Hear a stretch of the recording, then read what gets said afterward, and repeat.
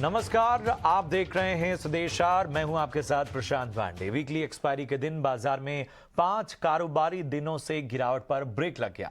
Nifty दिन के निचले स्तर से 130 अंक चढ़कर 17,985 के पार बंद हुआ। निफ्टी के 50 में से 29 स्टॉक्स हरे निशान में बंद हुए। निफ्टी बैंक में भी निचले स्तर से जोरदार तेजी नजर आई और करीब 500 अंक सुधर कर यह बंद हुआ।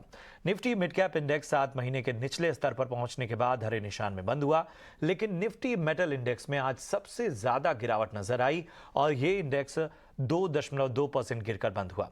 दिन भर बाजार में क्या रही हलचल, हमारी सहयोगी पूजा त्रिपाठी इसका पूरा ब्यौरा दे रही हैं। दिन भर के उतार चढ़ाव के बाद जो फाइनल क्लोजिंग हुई है वो हरे निशान में हुई है, लेकिन 17,000 के नीचे की क्लोजिंग हमने आज देखी। मार्केट सपाट ही क्लोज हुआ। निफ्टी मामूली 14 अंकों की बढ़त के साथ, सेंसेक्स करीब 80 अंकों की बढ़त के साथ क्लोज हुआ और बैंक निफ्टी की भी क्लोजिंग हरे निशान में हुई, करीब 81 अंक ऊपर, लेकिन ऊपरी स्तरों से थोड़ा नीचे आकर आज बाजार बंद हुए। एडवांस डिक्लाइन रेशियो भी अगर देखेंगे तो ज्यादातर जो शेयर थे वो आज गिरावट वाले ही थे। हर एक गिरने वाले शेयर के सामने लगभग 2 शेयर ऐसे थे जो कि कमजोरी के साथ आज कारोबार कर रहे थे। आज फोकस में थे ऑयल एंड गैस स्टॉक्स और हम देख रहे थे कि चुनिंदा ऑयल एंड गैस कंपनियों में अच्छी तेजी भी थी। बीपीसीएल था आज का निफ्टी का टॉप गेनर, करीब 6% ऊपर। उसके बाद हमने देखा कि एचपीसीएल और आईओसी में भी 2 से 5% की तेजी थी। क्रूड की कमजोरी से ऑयल मार्केटिंग शेयरों में आज अच्छी तेजी देखने को मिली है, लेकिन वहीं दूसरी तरफ मेटल ने दबाव बनाने का काम किया और आज का टॉप लूजर था हिंडाल्को, टाटा स्टील। ये करीब 3 से 5% टूटे थे और हमने देखा कि ग्लोबल मंदी की आशंका बताई जा रही है, जिसके चलते मेटल शेयरों में दबाव था। निफ्टी के कुछ और गेनर्स और लूजर्स की बात करें तो बीपीसीएल तो था ही आज का टॉप गेनर। उसके बाद Nestle, Asian paints, HUL, Titan ये अच्छी मजबूती के साथ आज कारोबार कर रहे थे। वही गिरने वाले शेयरों में हिंडाल्को, टाटा स्टील के बाद IndusInd bank, JSW steel, Bharti Airtel और एचडीएफसी लाइफ भी आज कमजोरी के साथ कारोबार कर रहे थे। अब आते हैं मिड कैप स्पेस में और यहां हमने देखा कि आज जी एंटरटेनमेंट आज का टॉप गेनर था। यहाँ खबर आ रही थी कि इंडसइंड बैंक को $10 मिलियन चुकाने के लिए कंपनी तैयार है और जब ये अपडेट आया 7% तक की तेजी हमने वहां पर देखी। इसके अलावा HPCL, Hindustan zinc, Aurobindo pharma में भी आज शानदार तेजी थी। यहाँ पर भी कंपनी की मैनेजमेंट मीट हुई थी जिसमें कि कुछ पॉजिटिव आउटकम निकल कर आया, जिसके बाद आज औरोबिंदो फार्मा भी अच्छी मजबूती के साथ कारोबार कर रहा था और एल्केम लैब्स भी में भी आज अच्छी तेजी देखने को मिली। तो मिड कैप स्टॉक्स में खबरों के चलते काफी कुछ एक्शन आज नजर आ रहा था, लेकिन एक्सपायरी का जो असर था वो आज दिन भर बाजार में बना रहा और हमने देखा कि बाजार बंद होते होते जो क्लोजिंग हुई वो हरे निशान में ही देखने को मिली। तो ये था बाजार का हाल। बढ़ते हैं आगे।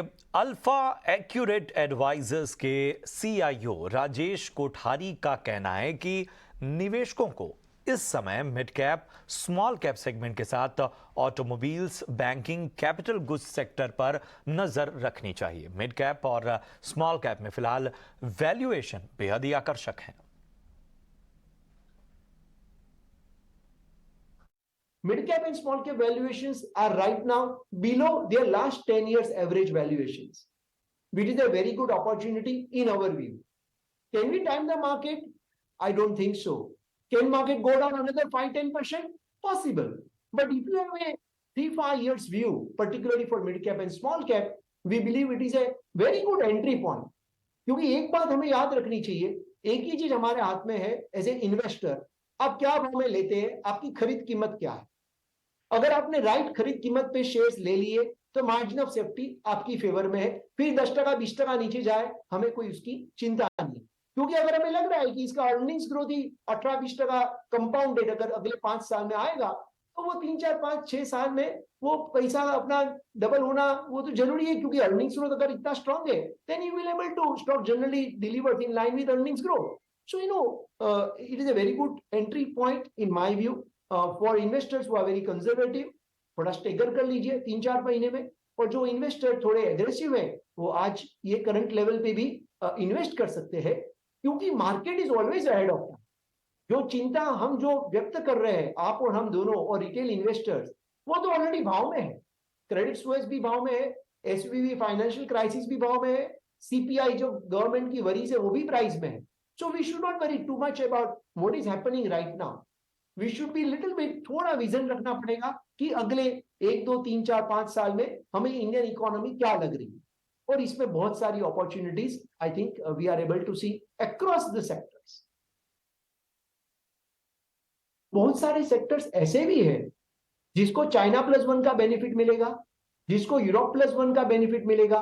फॉर एग्जांपल कैपिटल गुड्स, तो यहाँ पे यूरोप में बहुत बड़ा प्रॉब्लम हो रहा है, चाइना में बहुत बड़ा प्रॉब्लम हो रहा है, तो many auto ancillary companies, many capital goods companies, they are getting large orders, large inquiry उनको यूरोप के ग्लोबल कस्टमर से, यूएस के ग्लोबल कस्टमर से मिल रही है, तो वहां पे बहुत बड़ा बेनिफिट होएगा।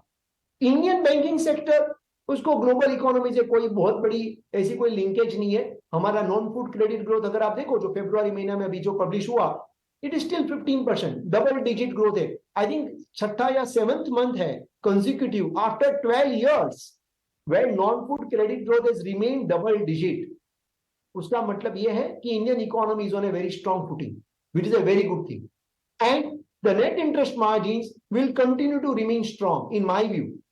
काफी लोग कह रहे हैं कि नेट इंटरेस्ट मार्जिन अच्छा नहीं रहेगा आगे जाके, मुझे लग रहा है अगले 2 क्वार्टर फिर भी अच्छे रहेंगे, तो इसके लिए banking will continue to do well. Consumer sector अगर आप देखिए, उसके अंदर बहुत सारे स्टॉक्स जो है जिसको commodity prices, inflation was a major concern, लेकिन right now in fact they are beneficiary of the low commodity prices globally. So consumer companies में ऐसी बहुत सारी कंपनी है। डिस्क्रिशनरी जो कंजम्पशन है toward the luxury and, that remains again very strong. And if you look at the largest retailer of the country, they reported the bumper numbers for the 3rd quarter. So I think there are many opportunities across various sectors: automobile, banking, capital goods, consumer, select consumer segment. These 4 are the sectors which we are focusing in our portfolio construction. बढ़ते हैं अगली खबर की ओर। दिसंबर 2021 के बाद पहली बार Brent $73 के नीचे फिसल गया है, लेकिन इससे किन कंपनियों को फायदा होगा, किसे नुकसान, बता रहे हैं सौमीत सरकार। अगर आप ब्रेंट क्रूड की बात करें तो आप अपने रीसेंट पीक से अगर आप देखेंगे तो $86 के आसपास था, अब वो 75 के नीचे गिर चुका है, करीब 13% का फॉल देखने को मिला। और जो लेटेस्ट रीजंस है फॉल के, वो तो पहला ये है कि यूएस में जो बैंक के क्राइसिस देखने को मिले हैं, उसके कारण एक फाइनेंशियल क्राइसिस होने की एक्सपेक्टेशंस और कंसर्न्स है, जिसकी वजह से फ्यूल के डिमांड थोड़ी कम हो सकती है। ये एक पहला रीज़न है। और दूसरा रीज़न ये है कि जो OECD का इन्वेंट्री है वो अपने 5-year हाई पे चल रहा है, तो हायर इन्वेंट्री और काइंड ऑफ रिसेशन फियर्स के कारण हमें फ्यूल प्राइसेस पे ये दबाव देखने को मिला है। अब इसका एक clear beneficiary India as a country होता है, क्योंकि इंडिया करीब 85% ऑफ इट्स क्रूड रिक्वायरमेंट जो है वो इंपोर्ट करता है। और $10 से अगर भाव गिर जाते हैं क्रूड के, तो इंडिया का जो करंट अकाउंट डेफिसिट है वो करीब 14 to 15 बिलियन US से कम हो सकता है, जो कि करीब 0.4% है जीडीपी का। उसी के साथ क्रूड कम होने $10 से अगर गिर जाता है तो रिटेल इन्फ्लेशन जो है वो करीब 50 to 60 बेसिस पॉइंट से कम हो सकता है, और होलसेल इन्फ्लेशन करीब 125 to 135 बेसिस पॉइंट से कम हो सकता है। अब अगर कंपनीज़ की अगर हम बात करें तो ऑयल मार्केटिंग कंपनीज जैसे कि Indian oil corporation, BPCL, HPCL, इनके लिए एक मिक्स्ड फाइनेंशियल इम्पैक्ट है क्रूड कम होने का। पॉजिटिव साइड पे अगर हम देखें तो क्रूड कम होने से जो मार्केटिंग मार्जिन है पेट्रोल और डीजल बीच के जो कमाती है, वो इसमें एक पॉजिटिव इम्पैक्ट देखने मिलता है। करीब $1 से अगर क्रूड कम होता है तो जो पेट्रोल और डीजल का जो मार्जिन है वो करीब 40 पैसे प्रति लीटर से बढ़ जाता है। बट नेगेटिव साइड पर अगर हम देखें तो oil marketing companies inventory maintain करते हैं, और अगर शार्प फॉल देखने को मिलता है क्रूड ऑयल प्राइसेस में तो इन्वेंट्री लॉसेज भी होते हैं ऑयल मार्केटिंग कंपनीज को। ऑयल एक्सप्लोरर्स जैसे कि ONGC, oil India, HOEC, Vedanta, इनके लिए नेगेटिव है क्रूड प्राइस फॉल, क्योंकि क्रूड उनका मेन प्रोडक्ट है, और अगर क्रूड के प्राइसेस गिर जाते हैं तो इसका मतलब उनका रियलाइजेशंस कम हो जाता है। उसी के साथ विंडफॉल टैक्स होने के कारण रियलाइजेशंस पे और भी दबाव बन सकता है ऑयल एक्सप्लोरर्स के लिए। उसके अलावा और काफ़ी सारे सेक्टर्स हैं जैसे कि पेंट कंपनी, सबसे पहले उनके जो रॉ मटेरियल है, करीब 40% of the raw material basket जो है उनके प्राइसेस क्रूड से रिलेटेड है। तो अगर क्रूड के प्राइसेस गिरते हैं तो उनके रॉ मटेरियल के प्राइसेस भी कम होते हैं, जिनकी वजह से मार्जिन्स बढ़ सकता है। सिमिलरली एयरलाइन कंपनीज का भी 40 to 50% of the cost crude related है। टायर कंपनीज की अगर हम बात करें तो सिंथेटिक रबर, कार्बन ब्लैक और कुछ केमिकल्स, ये सारे जो मेन रॉ मटेरियल्स है ये क्रूड रिलेटेड है और ये रॉ मटेरियल बास्केट का करीब 40% हिस्सा होता है। सीमेंट कंपनीज की अगर हम बात करें तो उनके लिए 40 to 50% of the total cost इधर डायरेक्टली या इनडायरेक्टली क्रूड रिलेटेड होता है। और क्रूड के प्राइसेस अगर गिरते हैं तो सीमेंट कंपनीज की कॉस्ट भी कम हो जाती है। स्पेशलिटी केमिकल की अगर हम बात करें तो उसमें काफ़ी सारे कंपनीज हैं जिनके मेजर रॉ मटेरियल क्रूड है या तो क्रूड रिलेटेड प्रोडक्ट्स है, जैसे कि Balaji Amines, Alkyl Amines, Camlin Fine, Clean Science, Rossari Biotech, Nocil, Deepak Nitrite, Atul, Vinati Organics और मेघमानी ऑर्गेनिक्स। ये सारी कंपनीज के जो मेजर रॉ मटेरियल्स है वो इधर क्रूड है या क्रूड रिलेटेड प्रोडक्ट्स है। और अगर प्राइसेस कम होते हैं तो ऑब्वियसली इनकी भी एबिटा में ग्रोथ देखने को मिल सकता है और मार्जिन बेनिफिट देखने को मिल सकता है। चलिए बढ़ते हैं आगे, अगली खबर की ओर रुख करते हैं। गर्मियों में पावर की जबरदस्त बढ़ती जा रही डिमांड को पूरा करने लिए सरकार ने एक्शन प्लान तैयार किया। इस बार गर्मियों में पावर की डिमांड 230 गीगावाट को पार कर सकती है। सरकार की तैयारियों पर पूरी डिटेल्स के साथ ज्यादा जानकारी दे रहे हैं प्रकाश प्रियदर्शी। देखिए, इस बार गर्मियों में पावर की डिमांड जो है वो नए रिकॉर्ड लेवल पर पहुंच सकती है। ऊर्जा मंत्रालय का ये अनुमान है कि जो पावर डिमांड है वो अप्रैल महीने में 230 गीगावाट के आंकड़े को भी पार कर सकती है। लिहाजा इस बात को ध्यान में रखते हुए सरकार ने कई मोर्चों पर तैयारी की है ताकि जो ग्रोइंग पावर डिमांड है उसको पूरी की जा सके। ऊर्जा मंत्रालय ने सभी थर्मल पावर प्लांट्स को इस बात के निर्देश दिए हैं कि अप्रैल और मई महीने के दौरान कोई भी प्लान्ड आउटेज जो है वो नहीं किया जाएगा। इसके अलावा ऊर्जा मंत्रालय का जो रिसेंट डेटा है उसके हिसाब से इस वक्त थर्मल पावर प्लांट्स के पास 34 मिलियन टन कोयले का स्टॉक है, जो कि 12 दिन के लिए सफिशिएंट है। यानी कि स्थितियां बेहतर नहीं है। लिहाजा कोयले की सप्लाई कैसे बढ़ाई जाए, कौन से डिफरेंट सोर्सेस हो सकते हैं जिससे कि एडिशनल पावर जनरेशन किया जाए, इस मोर्चे पर तैयारी की जा रही है। इसके अलावा ऊर्जा मंत्रालय ने एक मैकेनिज्म को अप्रूव किया है जिसके हिसाब से करीब 5000 मेगावाट कैपेसिटी के जो गैस बेस्ड पावर प्लांट्स हैं उनको ऑपरेट किया जाएगा, बिजली पावर एक्सचेंजेस से बेची जाएगी और साथ ही साथ एनटीपीसी विद्युत व्यापार निगम लिमिटेड को इसके लिए नोडल एजेंसी जो है वो नियुक्त किया गया है। एनटीपीसी वित्त वर्ष 2024 की पहली छमाही में 5.4 मिलियन टन कोयले का इंपोर्ट करने जा रहा है ताकि जो डोमेस्टिक रिक्वायरमेंट है उसको पूरी की जा सके। सभी स्टेट्स और इंडिपेंडेंट पावर प्रोड्यूसर्स को ये बोला गया है कि वो कम से कम 6% कोयले का इंपोर्ट जरूर करें ताकि उसका इस्तेमाल ब्लेंडिंग पर्पस के लिए किया जाए। जो भी डिस्कॉम या जनरेशन कंपनी जैसा नहीं करेंगे उनके ऊपर पेनाल्टी लगाई जाएगी। ऊर्जा मंत्रालय ने इलेक्ट्रिसिटी एक्ट के सेक्शन 11 को भी इन्वोक किया है और सभी imported coal based power plants को इस बात के निर्देश दिए गए हैं कि वो फुल कैपेसिटी के साथ ऑपरेट करें। तो ऊर्जा मंत्रालय प्रोएक्टिव अप्रोच अपना रही है। मकसद ये है कि जो ग्रोइंग पावर डिमांड है इस बार गर्मियों में दिख रही है उसको पूरी की जा सके। बढ़ते आगे, मार्च महीने में आटे की कीमत में कमी आ सकती है। सरकार की ई ऑक्शन प्रक्रिया की वजह से ये मुमकिन होगा। हमारे सहयोगी समीर दीक्षित ने फ्लोर मिल एसोसिएशन के अध्यक्ष समेत दूसरे अधिकारियों से इस सिलसिले में खास बातचीत की। लगातार जिस तरीके से नीलामी प्रक्रिया सरकार ने करी है वेट की, उसके बाद आम लोगों के लिए, ग्राहकों के लिए आटे की कीमतों में किस तरीके का फेरबदल आपने देखा है? ट्रेंड किस तरीके का शो कर रहा है? ये डाउन ट्रेंड ही रहा है और गवर्नमेंट का ध्येय भी यही था इसके पीछे कि जो बाज़ारों में चीज़ों के दाम बढ़ रहे थे, गेहूं के उत्पादों को उनको कंटेन करने का, और वो उस मकसद में कामयाब भी रही है। जो गेहूं के दाम उस समय 34, 35, 32, 33 रुपये चले गए थे, उसको इस ओएमएससी स्कीम के बाद करीबन 26-27 रुपये के आसपास ये प्रोडक्ट के दाम आ गए। तो मेरे ख्याल से 6 से 7 रुपये के आसपास आटे के और प्रोडक्ट के दामों में घटोतरी हुई है होलसेल प्राइस में।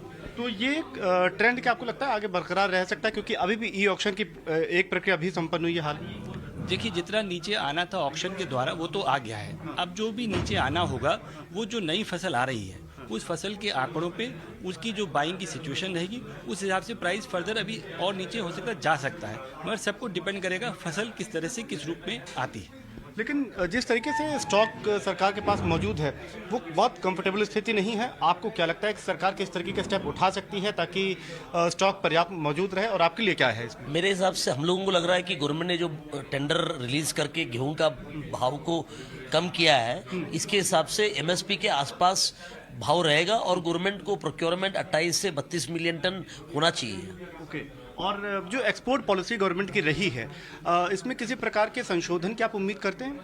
नहीं, अभी एक्सपोर्ट बैन ही रहेगा और मेरे को लगता है ये पूरा साल एक्सपोर्ट ही खोलने वाले नहीं है, क्योंकि नेक्स्ट ईयर का भी इनको देखना होगा कि सीजन कैसा रहेगा, हार्वेस्ट कैसा होता है। ये इतना, क्योंकि अभी गवर्नमेंट के पास एकदम भी स्टॉक्स नहीं है। इस साल के स्टॉक्स खरीदने के बाद में उसका कितना कंजम्पशन रहेगा इंडियन मार्केट में, इनके पास में कितना कैरी ओवर होता है, उसके ऊपर डिपेंड करेगा। तो आई थिंक नेक्स्ट ईयर में ही कोई डिसीजन आना चाहिए एक्सपोर्ट्स के बारे में।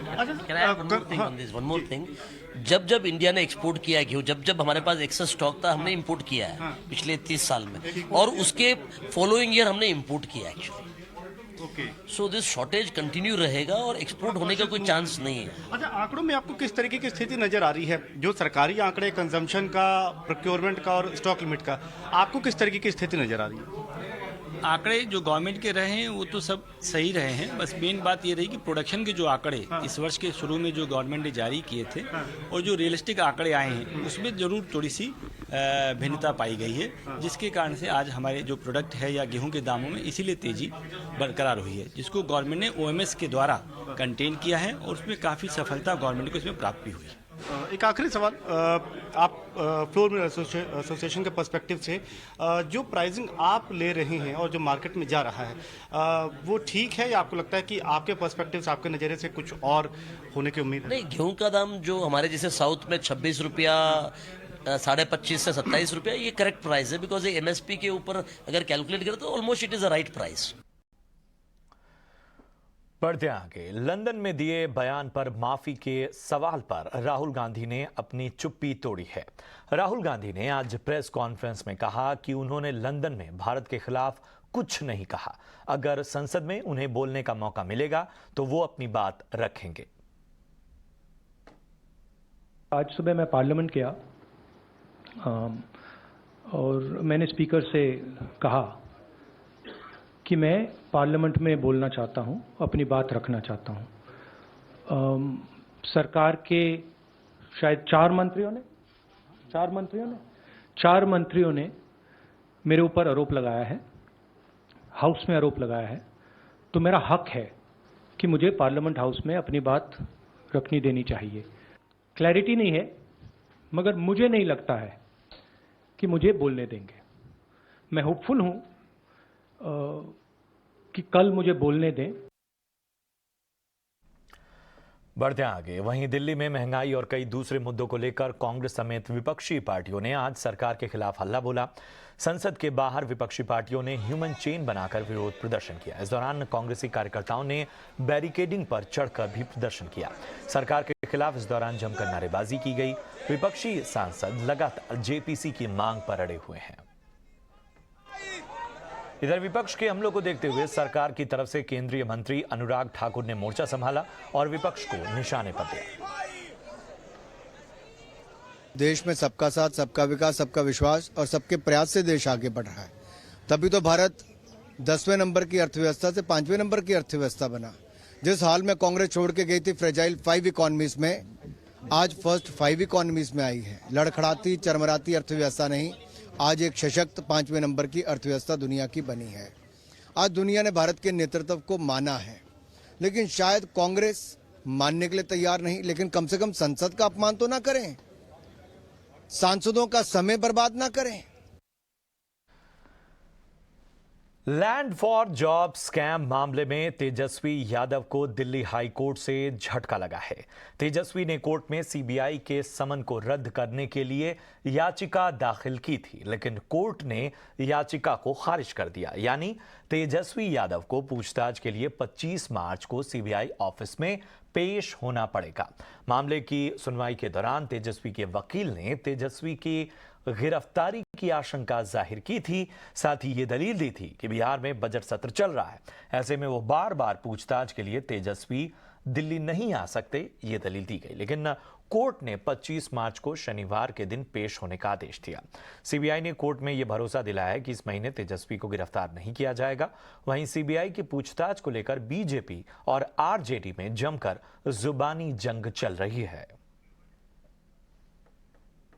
देखिए, सीधी सी बात है कि जम्मू कश्मीर को लेकर के जो बड़ी बड़ी बातें दिल्ली में होती है ना, सब झूठी है, बेमानी है। बुलडोजर से घर तोड़े जा रहे हैं, हालात इतने विपरीत है। आप कहते हो ना कि जन्नत ले आए फिर से कश्मीर में, चुनाव करवाओ ना, स्टेटहुड बहाल करो। लोग परेशान, उनको अपना नुमाइंदगी के लिए कोई नहीं मिल रहा है। एक एक आदमी रो रहा है, बच्चों पर लाठीचार्ज कर रहे हो। तो ये जो एक सेमी मार्शल लॉ टाइप परिस्थितियां उचित नहीं है। और जो भी शर्तें थी, कश्मीर से कुछ वायदा था, उन सब को आपने हवा में काफूर कर दिया। और अब बात मनीष सिसोदिया की, जिनकी मुश्किलें कम होने का नाम नहीं ले रही। सीबीआई ने मनीष सिसोदिया पर दोहरा शिकंजा कस दिया है। दिल्ली सरकार की फीडबैक यूनिट की आड़ में जासूसी कराने के केस में सिसोदिया के खिलाफ मामला दर्ज किया गया। सीबीआई ने फीडबैक यूनिट में कथित अनियमितताओं को लेकर दिल्ली के पूर्व डिप्टी सीएम मनीष सिसोदिया समेत 6 लोगों के खिलाफ भ्रष्टाचार का नया केस दर्ज किया है। इसमें दिल्ली के सीएम अरविंद केजरीवाल के सलाहकार गोपाल मोहन का भी नाम शामिल है। दिल्ली सरकार ने 2015 में अपने कर्मचारियों के भ्रष्टाचार और कामकाज पर नजर रखने के लिए फीडबैक यूनिट का गठन किया था। कैबिनेट मीटिंग में हुआ इस गठन का फैसला, लेकिन आरोप है कि एफबीयू ने फरवरी 2016 से सितंबर 2016 तक राजनीतिक विरोधियों की जासूसी की। साथ ही यूनिट के गठन के लिए एलजी से भी कोई इजाजत अनुमति नहीं ली गई। और रुक करते हैं अगली खबर का। पीपल्स डेमोक्रेटिक पार्टी अध्यक्ष और जम्मू कश्मीर की पूर्व मुख्यमंत्री महबूबा मुफ्ती ने पुंछ के नवग्रह मंदिर में शिवलिंग पर जलाभिषेक किया। ये मंगलवार की तस्वीरें हैं जो अब सामने आई हैं और इसे लेकर कई मुस्लिम संस्थाओं समेत बीजेपी ने भी उनका विरोध किया। इस बीच महबूबा मुफ्ती ने भी विरोधियों पर निशाना साधते हुए कहा कि वो अपने धर्म को अच्छी तरह से जानती हैं। बता दें कि वीडियो सामने आने के बाद बीजेपी की ओर से महबूबा मुफ्ती की मंदिर यात्रा को नाटक और नौटंकी बताया गया। अरुणाचल प्रदेश की बात करते हैं, जहां हादसे का शिकार हुए चीता हेलीकॉप्टर के दोनों पायलटों का दुखद निधन हो गया। अरुणाचल प्रदेश के मांडला पहाड़ी इलाके के पास यह हादसा पेश आया। न्यूज एजेंसीज को सेना की ओर से इस बात की जानकारी दी गई। यह हेलीकॉप्टर सेंगे से मिसामारी की ओर उड़ान पर था। सुबह 9:15 बजे करीब इस हेलीकॉप्टर ने बॉम्बडीला के पास से ऑपरेशनल उड़ान भरी थी, लेकिन कुछ ही देर बाद इसका एटीसी से संपर्क टूट गया और बाद में यह दुर्घटना का शिकार हो गया। हादसे के वक्त हेलीकॉप्टर में पायलट और को पायलट थे। आर्मी, सशस्त्र सीमा बल और भारत तिब्बत सीमा पुलिस की 5 टीमें सर्च ऑपरेशन में शामिल थीं। हादसा किस वजह से हुआ, इस बारे में अभी तक कोई आधिकारिक जानकारी नहीं सामने आई है। सेना ने हादसे की जांच के आदेश दे दिए हैं। बढ़ते हैं आगे, बात पाकिस्तान की, जहां के पूर्व पीएम इमरान खान पर एक बार फिर गिरफ्तारी की तलवार लटक रही है। उन्होंने इस्लामाबाद हाई कोर्ट में गिरफ्तारी वारंट की खिलाफ अर्जी दी, लेकिन वहां से भी इमरान को कोई राहत नहीं मिली है। जिसके बाद इमरान खान को गिरफ्तार करने के लिए लाहौर पुलिस उनके घर पहुंच गई है। इमरान समर्थकों का हुजूम एक बार फिर मौजूद है। खबर पर ज्यादा ब्यौरा दे रहे हैं हमारे सहयोगी श्रिंजॉय चौधरी। इमरान खान कोर्ट में गए थे। कोर्ट के लिए इमरान खान का एक ही रिक्वेस्ट था, आप प्लीज गवर्नमेंट को बोलिए मुझे नहीं अरेस्ट करे। लेकिन कोर्ट ने कहा है ये हम मान नहीं सकता हूं, गवर्नमेंट आपको अरेस्ट कर सकता है। ये तोशाखाना केस के बारे ये केस है। अब देखने पड़ेगा गवर्नमेंट क्या करेगा। बहुत ही हल्ला मच रहा है पाकिस्तान में। इमरान खान का सपोर्टर सब चारों तरफ घिरे हुए हैं इमरान खान को, लेकिन गवर्नमेंट क्या करेंगे और ये देखने पड़ेगा 1-2 दिन में इमरान खान को अरेस्ट करना है या नहीं करना है। सेकेंडली, इमरान खान ऑलरेडी कह चुके हैं, देखिए people are out to assassinate me, people are out to abduct me. तो ये बात भी मानने पड़ेगा। ये पहले असैसिनेशन हो चुका है, बेनज़ीर भुट्टो का असैसिनेशन हुआ था। तो अब क्या होगा पाकिस्तान में किसी का पता नहीं। बहुत ही डिफिकल्ट सिचुएशन में पाकिस्तान अभी है। बढ़ते हैं आगे। आंध्र प्रदेश के मुख्यमंत्री वाईएस जगन मोहन रेड्डी के नेतृत्व में 3 और 4 मार्च को राज्य में ग्लोबल इन्वेस्टमेंट समिट का सफल आयोजन किया गया। आंध्र प्रदेश ने एडवांटेज आंध्र प्रदेश की थीम पर आयोजित इस समिट के जरिए देश विदेश की बड़ी कंपनियों का निवेश हासिल करने में कामयाबी पाई। ग्लोबल समिट के पहले दिन 92 MOU साइन किए गए, जिनसे राज्य में 3,92,000 लोगों को नौकरियां मिलेंगी। समिट के दूसरे दिन 1,17,000 करोड़ के 260 MOU साइन किए गए। देश और दुनिया के दिग्गज उद्योगपतियों ने ग्लोबल इन्वेस्टर समिट में 13 क्षेत्रों में निवेश को लेकर अपनी इच्छा जाहिर की। 13 क्षेत्रों में रिन्यूएबल एनर्जी, टूरिज्म और हॉस्पिटैलिटी के साथ ही फार्मा और लाइफ साइंसेज सेक्टर शामिल हैं। इनमें skill development, education, aerospace defence, MSME, startup और इनोवेशन भी शामिल हैं। इस कार्यक्रम में डालमिया भारत ग्रुप के मैनेजिंग डायरेक्टर पुनीत डालमिया और अदानी पोर्ट्स एंड SEZ के CEO करण अदानी ने बताया कि कैसे राज्य में ईज ऑफ डूइंग बिजनेस का माहौल उद्योगपतियों को बेहतर माहौल दे रहा है। इस समिट में कल्चरल परफॉर्मेंस के साथ बेहतरीन ड्रोन शो का भी आयोजन किया गया। Adani Group is active in multiple sectors ranging from ports, logistics, power, edible oil and data center in this magnificent state of Andhra Pradesh where abundance meets prosperity. Having already invested over 20,000 crores, our businesses have created more than 18,000 direct and 54,000 indirect employment opportunities in the state. Adani Group's commitment to your vision for the port-led industrial development is reflected in our actions. Our partnership with the government of Andhra Pradesh for the ports is an exemplary model of public-private partnership. We have also seen that the state is very efficient and it respects the fact that all investors want speed of decision making and certainty of policy. This Global Investor Summit has been conceptualized at a very large scale, and I'm very happy to see that lots of captains from industry and from all over the country have come here to demonstrate their investments and trust in this state. और चलिए इसी के साथ इस bulletin में इतना ही। दीजिए इजाजत। आप देखते रहिए ET नाउ स्वदेश। नमस्कार।